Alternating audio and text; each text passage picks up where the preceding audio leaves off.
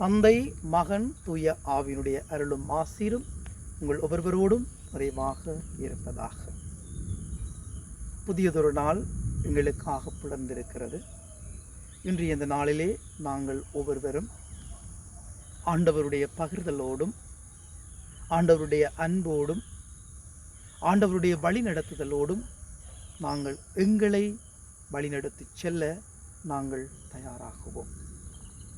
இன்றைய இந்த நாளிலே நாங்கள் பாஸ்கா காலத்தின் 3வது வாரத்துக்குள் காலடி பதிக்கின்றோம். 3வது வாரத்தின் முதல் நாளாகிய இந்த ஞாயிற்றுக்கிழமையிலே ஆண்டவர் எங்களிடமிருந்து உண்மையான பகிர்தலையும் உண்மையான அன்பையும் எதிர்பார்க்கின்றார். உண்மையான அன்பை ஆண்டவருக்கு கொடுக்க நான் தயாரா? உண்மையான பகிர்தலோடு நான் வாழ நான் தயாரா? எங்களுடைய வாழ்க்கையிலே பலதரப்பட்ட நிலைகளிலே பலதரப்பட்ட மக்கள் வாழ்ந்து கொண்டிருக்கின்றார்கள். கஷ்டங்களோடும் துன்பங்களோடும் வேதனைகளோடும் மக்கள் ஒருபுறம், ஒருவேளை சாப்பாட்டிற்கு வழியில்லாமல் வாடி வதங்கி போகின்ற மக்கள் ஒருபுறம், நீதிக்காகவும் அன்புக்காகவும் அமைதிக்காகவும் ஏங்குகின்ற மக்கள் இன்னொரு புறம், வாழ்வே போய்விடுமா, இன்றைக்கு நான் உயிரோடு இருக்கிறேன், நாளைக்கு நான் உயிரோடு இருப்பேனா என்ற ஏக்கங்களோடும் கலக்கங்களோடும் வாழுகின்ற மக்கள் ஒரு புறம், நான் பல வகையான நோய்களோடு பீடிக்கப்பட்டிருக்கின்றேன், நான் பல நாட்கள் உயிரோடு வாழுவேனா, இன்று என் உயிர் போய்விடுமா, என் நோய்கள் குணமாகாதா என்ற ஏக்கத்தோடும் கலக்கத்தோடும் வாழும் மக்கள் இன்னொரு புறம். இவ்வாறான மக்கள் மத்தியிலே நானும் நீங்களும் வாழ்ந்து கொண்டிருக்கின்றோம்.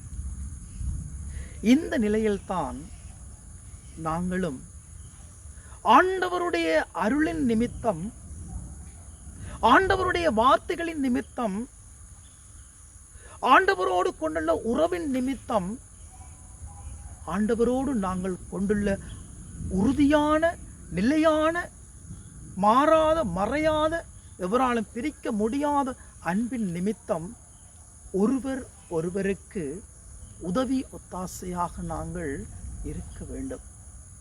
ஆண்டவராகிய கிறிஸ்து இன்றைய நற்செய்தியிலே தன்னுடைய சீடர்களை பார்த்து கேட்கின்றார், மீன் ஒன்றும் அகப்படவில்லையா? வலைகளை போடுங்கள். அதிகமான மீன்களை அவர்கள் பிடித்தார்கள்.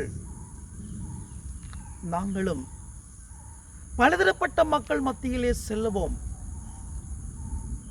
அவர்கள் எல்லோரையும் நாங்கள் ஒன்று சேர்த்து இறைவனுடைய பாதையிலே கொண்டு செல்ல பிரயாசப்பட வேண்டும். இன்றைய நற்செய்தியிலே நாங்கள் பார்க்கின்ற மீண்டும் இயேசு சொல்லுகின்றார், தன்னுடைய சீடர்களை அன்போடு அழைக்கின்றார், உணவருந்த வாருங்கள். நாங்களும் எங்களோடு வாழுகின்ற மக்கள் ஒவ்வொருவரையும் இன மத மொழி சாதி பேதம் எதுவுமின்றி, ஏழை பணக்காரன் என்று ஏற்ற தாழ்வுகள் இன்றி எல்லோரும் இறைவன் முன்னிலையிலே சமமானவர்கள், எல்லோரும் ஒன்றானவர்கள், இறைவனுடைய பாதையிலே ஒன்றிணைந்து செயற்பட அழைக்கப்பட்டவர்கள் என்ற உணர்வுகளோடும் எண்ணங்களோடும் சிந்தனைகளோடும் இறை உணர்வோடும் நாங்கள் ஆண்டவருடைய வழியிலே செல்ல தயாராக வேண்டும். மீண்டும் ஆண்டவர் புனித யோவானை பார்த்து கேட்கின்றார், அன்பு செய்கிறாயா? இட்டிலே சொல்லுகின்றார், ஆண்டவரே, நான் முழுமையாக உம்மை அன்பு செய்கின்றேன் என்பது உமக்கு தெரியாதா? தெரியும், ஆண்டவருக்கு தெரியும். ஆகவே நாங்கள் உண்மையாகவே ஆண்டவரை அன்பு செய்கின்றோம் என்று சொல்லி சொன்னார். எங்களோடு வாழ்பவர்களை நாங்கள் முதலில் அன்பு செய்ய வேண்டும். எங்களோடு வாழ்பவர்களில் நாங்கள் கரசனை கொள்ள வேண்டும். எங்களோடு வாழ்பவர்களில் பற்றுக்கொள்ள வேண்டும், ஆசை கொள்ள வேண்டும். எல்லாவற்றிற்கும் மேலாக ஒருவர் மீது அளவில்லாத அன்பு கொண்டு, அளவில்லாத பரிவுள்ளம் கொண்டு, ஒருவரை ஏற்றுக்கொண்டு நாங்கள் வாழ வேண்டும். உண்மையான அன்பு, ஒருவர் எந்த நிலையில் இருக்கிறாரோ, ஒருவன் குருடனாகவோ செவிடனாகவோ கள்ளனாகவோ பொய்யனாகவோ கொலைகாரனாகவோ கொள்ளையனாகவோ குடிகாரனாகவோ இருக்கிறானோ அவனை அப்படியே ஏற்றுக்கொள்வதுதான் உண்மையான கிறிஸ்தவ அன்பாக இருக்கின்றது. ஆகவேதான் இன்றைய இந்த நாளிலே நாங்கள் ஒவ்வொருவரும் ஆண்டவருடைய வார்த்தைகளுக்கு செவி கொடுப்போம். ஆண்டவரோடு ஒன்றிணைந்து வாழுவோம். எங்களோடு வாழ்பவர்களில் நாங்கள் கிறிஸ்துவை காணுவோம். ஒருவரை ஒருவர் அன்பு செய்து, ஒருவரை ஒருவர் ஏற்றுக்கொண்டு, எங்களிடம் உள்ளதை ஒருவருக்கொருவர் பகிர்ந்து கொண்டு, உண்மையான நிலையான இறை அன்பிலே நாங்கள் நிலை பெற்று வாழ இன்றைய நாளிலே ஆண்டவரை பார்த்து நாங்கள் மன்றாடுவோம். நாங்கள் ஒவ்வொருவரும் உண்மையான பகிர்தலோடும் உண்மையான இறை அன்போடும் நாங்கள் எங்களுடைய வாழ்க்கையை வாழ்ந்து இறைவனுக்கும் எங்களோடு வாழ்பவர்களுக்கும் நற்கனி கொடுக்கும் நல்ல மரங்களாக வேரூன்றி வாழ ஆண்டவருடைய வழியிலே செல்லுவோம்.